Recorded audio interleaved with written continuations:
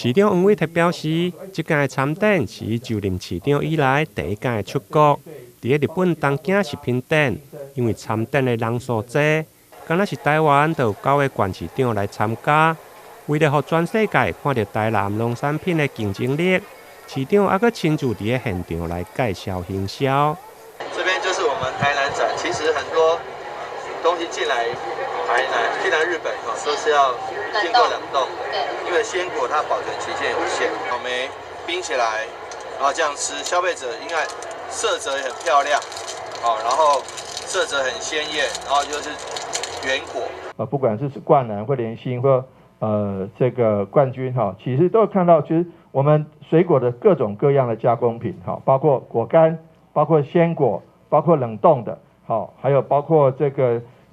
其他的这个部分多样化的这个行销。今天也非常感谢我们各个农会总干事。其实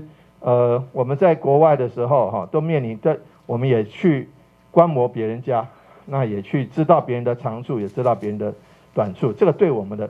的改善我们自己的增加我们自己的竞争力都非常有帮助。